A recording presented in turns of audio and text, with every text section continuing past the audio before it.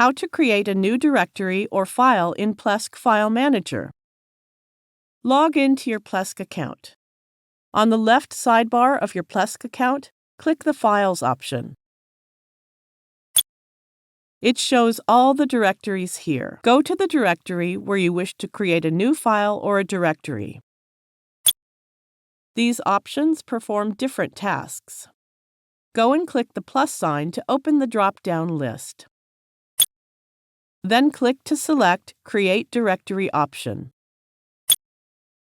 Give a name to your directory, then click OK. Here is the new directory that we just created. Similarly, we can create a file. Select Create File option from the drop-down list and give a name with an extension to your file.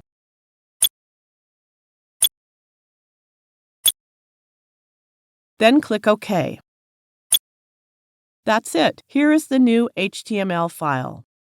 It is the end of the tutorial. Thank you for watching.